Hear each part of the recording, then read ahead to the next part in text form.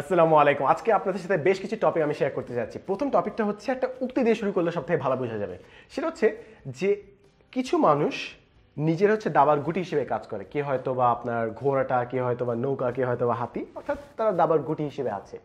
কিছু মানুষ হচ্ছে ওই চেস প্লেয়ার, ওই দাবা খেলোয়াড়রা যারা অন্য গুটি ব্যবহার করছে এবং গেমটা খেলছে। এবার তারও উপরে আরেকজন আছে যে হয়তো ওই পুরো খেলাটাই উদ্ভাবন করেছে।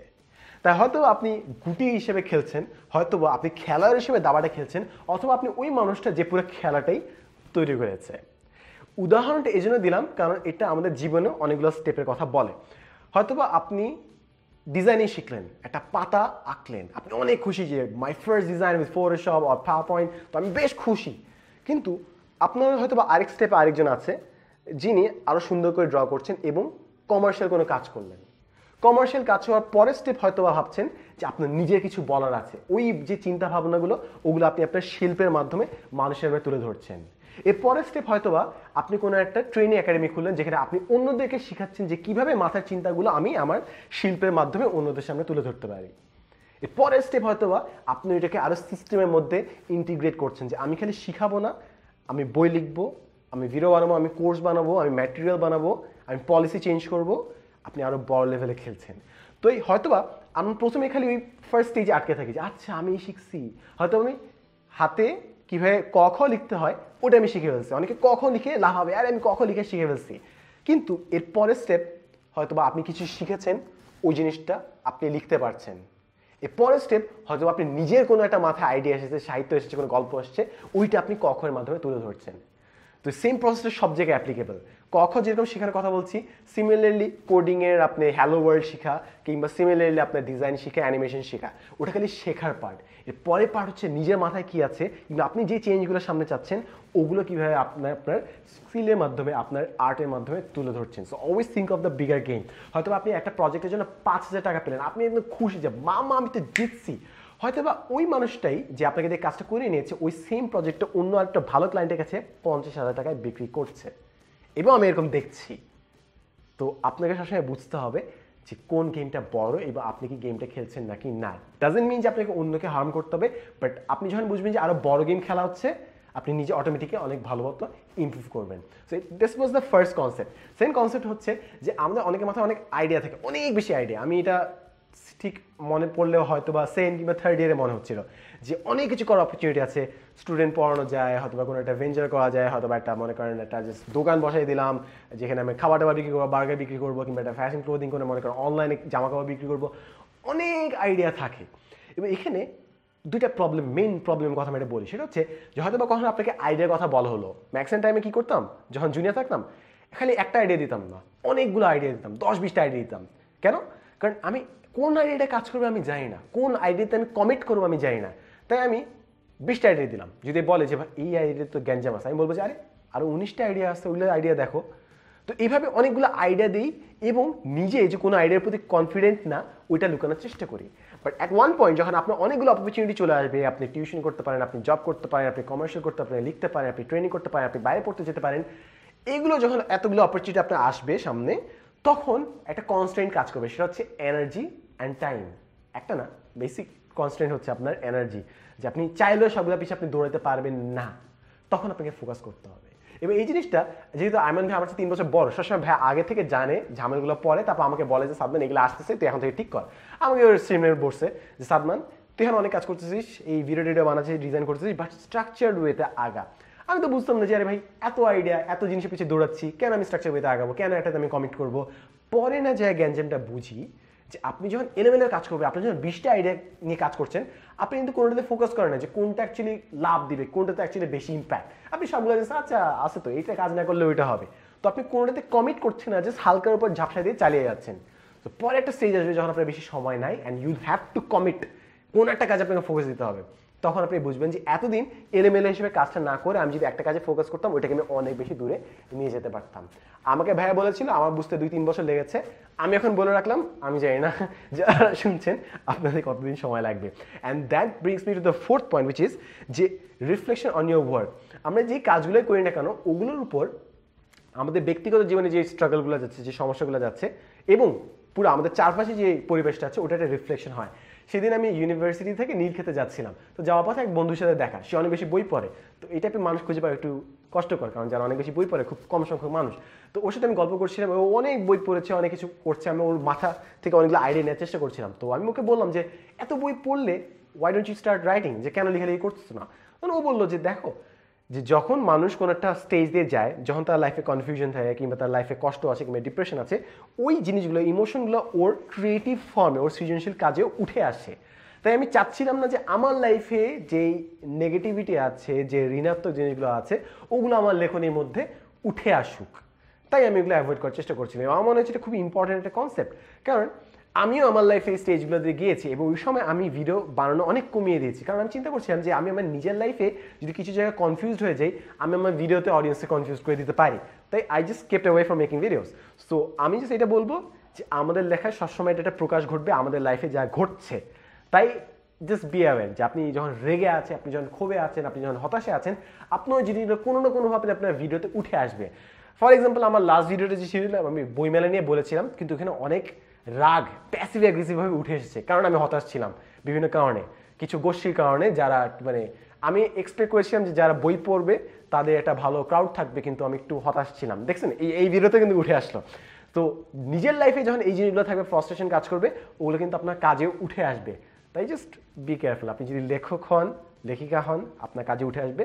তো জাস্ট নিজের লাইফে কোন স্টেজে আছেন ওটা জেনে কাজগুলো করেন। That would be my another topic. এরপরে টপিকটা হচ্ছে আপনি এক্সট্রা কারিকুলার অ্যাক্টিভিটিস। এবং আমি এখানে বলবো না যে ভাই আপনি এক্সট্রা কারিকুলার অ্যাক্টিভিটিস করেন, হ্যান করেন, ত্যান করেন। আমি just বলবো যে আমি কি ডিফারেন্সটা দেখি। বিভিন্ন সময় মানুষের সাথে কাজ করতে হয়, টিমে কাজ করতে হয়, এবং কিছু মানুষ জাস্ট 4 বছর কিংবা আজীবন জাস্ট পড়াশোনা করে এসেছে। আমি পড়াশোনাকে পড়াশোনা বলি, চেঞ্জ করার চেষ্টা করছি, আমি বদলানোর চেষ্টা করছি। এবং কিছু মানুষ অনেকগুলো কাজ করেছে, অনেক মানুষের সাথে মিশেছে। এবং বিশ্বাস করেন, যখন সবাই এক টেবিলে বসে, বোঝা যায় যে কে খালি বই পড়ে আসছে আর কার বাইরের এক্সপিরিয়েন্স আছে। কথাবার্তাতেই বোঝা যায়। কেউ স্টার্টই করবে হচ্ছে আচ্ছা হ্যাঁ, এইখানে টপিকে আমাদের 3টা জিনিস বোঝা দরকার, ফিজিবিলিটি, সাস্টেনেবিলিটি, ক্যাশ ফ্লো।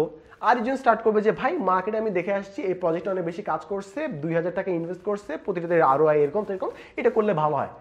দুজনের কথার স্টার্টই হয় ডিফারেন্ট, তারা ডিফারেন্টভাবে কথা বলে এবং ধারণাটাই ডিফারেন্ট। এবং যারা খালি বুকেশ নলেজের পিছিয়ে থাকে তাদেরটা অনেক বোঝা যায় যে they are not really sure about যে আচ্ছা আমি এটা পড়ছি, বাট ভাই আমি জানি না যেটা কাজ করবে নাকি না। তো আমি সেটা বলবো যে আমাদের যেন পড়াশোনার বাইরে কিছু অ্যাক্টিভিটি থাকে, এবং আমি জাস্ট ডিফারেন্সটা বুঝতে পারি, দেখতে পারি, এই জন্য আমার মনে হয়েছে যে আমার আরও বেশি করার দরকার। নাহলে হয়তো বা যারা আরও বেশি অভিজ্ঞ ওরা বুঝতে পারছে যে আমার কোন কোন জায়গায় গ্যাপগুলো আছে।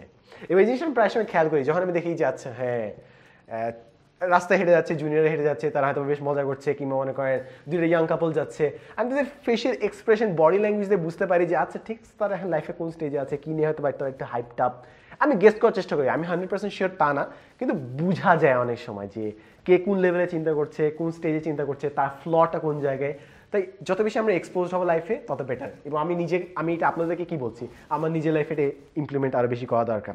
এরপরে পার্ট হচ্ছে যে আপনি যত পারফেকশনের পিছিয়ে দৌড়াবেন, এটা একটা সমস্যা হচ্ছে যে পারফেকশনের পিছিয়ে দৌড়াতে দৌড়াতে অনেক সময় আপনার প্রজেক্ট করাই হবে না। ফর এক্সাম্পল, আমার 2টা সিরিজ করার খুবই ইচ্ছা, একটা হচ্ছে আপনার হাই থটস, আরেকটা হচ্ছে আপনার থিঙ্কিং র্যাশনালি অ্যাবাউট লাভ। একটা সিরিজ হচ্ছে আপনার হাই থটস, সেটা হচ্ছে বিভিন্ন কনসেপচুয়াল যেগুলো আমরা কোনো প্রশ্ন করি না ওগুলো নিয়ে আলোচনা করা। আরেকটা হচ্ছে আপনার ভালোবাসা নিয়ে কথাবার্তা বলা। ভালোবাসা নিয়ে কথা বলার সিরিজটা হচ্ছে, আমি কিছু টপিকে আপনাদেরকে বলি। সিরিজটা হচ্ছে যে আমাদের সবসময় ভালোবাসা বলা হয় যে এটা খারাপ জিনিস, এইটা হারাম, হ্যান ত্যান। আমরা সবসময় বলা হয় বিয়ে করো, স্বাধীনতা বজায় রাখা, হচ্ছে ঠিক আছে, হ্যাঁ আই আন্ডারস্ট্যান্ড ইট।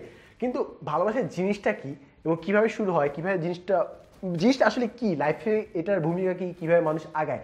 কারণ ভালোবাসা নিয়ে যেসব মানুষ বলছে, বেসিক্যালি আপনার বিভিন্ন ফিল্ম থেকেই মানুষের ভালোবাসার ধারণাগুলো তৈরি হচ্ছে।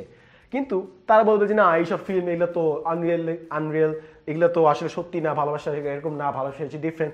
তো আমরা সবসময় আশপাশ থেকে শুনি যে কোনটা ভালোবাসা না, এইটা না, ওইটা না, এটা আনরিয়েল। বাট ভালোবাসাটা আসলে কী জিনিস, কীরকম, লজিক্যালি কীভাবে ভাবতে হয়, কিংবা আসলে জিনিসটা লজিক্যাল নাকি, যারা অ্যাকচুয়ালি বলে যে ভালোবাসা খারাপ তারা কোনো আমাদের বলে না যে ভালোবাসার জিনিসটা আসলে কী। তাই আমাদের কোনো একটা লজিক্যাল আলোচনা হয় না। তাই ওই জন্য আমি কিছু টপিক সিলেক্ট করেছি যেগুলো নিয়ে আলোচনা করা দরকার। আমি যদি আপনাদেরকে কয়েকটা জাস্ট বলি, যে লাভ ইজ ফার্স্ট সাইট, অনেকে বলে love is first, do you believe in love is first sight, এটা নিয়ে আমি বলবো, কারণ আমি জানি এটাতে আমি ছক্কা পেটে দেওয়া পারবো যে লজিকের বেস সাইড আছে। একটা হচ্ছে ব্রেকআপ অনেকে করে, সো ব্রেকআপ যারা করে ওর মতো আমি আর কাউরে খুঁজে পাবো না। ভাই আসলে কি তাই? আপনাকে ওর যার সাথে আপনার ব্রেকআপ হয়েছে ওর মতো কি আরেকজন আপনার খুঁজে পাওয়া দরকার আছে? কারণ ওর সাথে আপনি অলরেডি ব্রেকআপ করছেন, তার মানে ওই ধরনের মানুষ আপনার সামনে টিকবে না। ওই ধরনের মানুষ কেন আপনি সামনে আরো বেশি খুঁজবেন? এই টাইপের আরো কিছু জিনিস যেরকম কমিউনিকেশন কিংবা প্যারেন্টসদের সাথে কিভাবে ডিস্টেন্স তৈরি হয়, সো এইগুলো জিনিস নিয়ে আমি একটা পুরো সিরিজ তৈরি করতে যাচ্ছিলাম। আরেকটা সিরিজ আমি অন্তিকের সাথে তৈরি করতে যাচ্ছি, সেটা হচ্ছে লেটস নট গেট সিরিয়াস, এটা পডকাস্ট হবে। তো অনেকগুলো আইডিয়ার কথা বললাম না, স্ট্রাকচার ওয়েতে আগাচ্ছি, বাট প্রবলেম হচ্ছে যে পারফেকশনের পিছে আটকে গেছি। সেটা হচ্ছে যে আমি চাচ্ছি একদম পুরো ডিফারেন্ট ফর্ম্যাট হবে, ক্লিন হবে। বাট এখন বুঝতে পারছেন সামনে রিনোভেট হবে, যে ওয়ালে বিভিন্ন আপনি মার্কিং দেখছেন, বেসিক্যালি এখানে এই বক্সগুলো টাঙানো হবে, অনেকগুলো বক্স এখানে। তো তো যেহেতু আমি ভাবছি যে আরে এখন পারফেক্ট হবে না, জিনিসটা শেষ হোক তারপর আমি শুরু করবো, এই জন্য আমার সিরিজটা 1-2 মাস পিছিয়ে যাচ্ছে। তো জাস্ট বিকজ আমি ভাবছি যে আরো ভালো মতো করা যাবে, এই জন্য আমার করাই হচ্ছে না। কিন্তু এই জিনিসটা আমার আগে অ্যাটিটিউডটা ছিল না। আগে আমি যখন 365 ডেজের ব্লগ করতাম তখন প্রতিদিন যেহেতু ভিডিও বানাতে হতো, যদিও কোনো ব্লগে ভুল থাকে আমি আপলোড দিয়ে দিতাম যে আচ্ছা ঠিক আছে এইটা একটু ঝাপসা আছে, এটা ডিফোকাস হচ্ছে, but I have to upload, এবং আগানো হতো। কিন্তু প্রবলেম হচ্ছে আমরা যারা পারফেকশন খুঁজি, অনেক সময় পারফেকশনের জন্য ছুটতে দিন শেষে আর কাজটা করা হয়ে ওঠে না। এটা আমি আমার বেশ কিছু বন্ধুর ক্ষেত্রে দেখেছি, যারা অনেক কিছু করতে চায়, তাদের স্ট্যান্ডার্ড অনেক হাই, অনেক ভালো কাজ করতে চায়, এবং করতে তাদের আর কাজটা করাই হয় না, কারণ তারা সেই স্ট্যান্ডার্ডে মিট করতে পারছে না, কিংবা তারা যে জিনিসগুলো চাচ্ছে, যে অপরচুনিটিগুলো চাচ্ছে, ওগুলো তারা পাচ্ছে না, তাই তাদের কাজই শুরু হচ্ছে না। তাই আমি বলবো যে পারফেকশনের পিছিয়ে না দৌড়ে এক্সিকিউশনের পিছিয়ে এবং স্ট্র্যাটেজি বানানোর ক্ষেত্রে যেন আমরা একটু বেশি এফোর্টটা দিই। তো আজকে অনেক জিনিস আলোচনা করে ফেলেছি, আমার মনে হয় এটা আজকে লাস্ট বিশৃঙ্খলিত ব্লগ, বাট আমার এই স্টাইলটা আমার বেশ ভালো লাগছে, কারণ আমি একটা ভিডিওতে এক শুটে বসে আমি অনেকগুলো টপিক নিয়ে বলে ফেলতে পারছি। এবং এরকম আপনার বাইরের দেশে একজন করে ফিলিপ ডি ফ্র্যাঙ্কো, সে বিভিন্ন নিউজ করে, বাট একটা ভিডিওতে এসে সে মাল্টিপল কনসেপ্ট নিয়ে আলোচনা করে। তাই instead of making 5 different videos, আমি একটা ভিডিওতে যদি বিভিন্ন কনসেপ্ট বলে শেষ করে ফেলি, তাহলে হয়তো আমি একটু ফাস্ট জিনিসটা করতে পারবো। But I am still experimenting. But then again সামনের প্রজেক্টগুলোর কথা আপনাদেরকে অলরেডি বলে রাখলাম। একটা হচ্ছে হাই থটস, সেকেন্ড হচ্ছে আপনার লাভ অ্যান্ড রিলেশনশিপস, থার্ড হচ্ছে আপনার let's not get serious, fourth হচ্ছে কিছু আমি গ্যাজেটসের ভিডিও করবো। অ্যান্ড আমি চাচ্ছিলাম বলতে যে লাভ থিঙ্কিং র্যাশনালি এই সিরিজটা কেমন হবে, বাট থাক, এটার জন্য একটা সেপারেট ভিডিও রাখি, একটু পারফেকশন আনার চেষ্টা, একটু বেটার করার চেষ্টা করি, ঠিক আছে? Thank you so much for watching this long video. I wish you all the best, see in the next episode. As always thanks for watching. আমি ফার্স্টেই ক্ষমা চেয়ে নিচ্ছি যে একটু নিয়মিত ভিডিও দেওয়া হচ্ছে না, কারণ একটু কনফিউজ ছিলাম, লাইফে একটু ব্যস্ত ছিলাম, বাট ইনশাল্লাহ আমি আবার সামনে নিয়মিত হওয়ার চেষ্টা করব। আল্লাহ হাফেজ।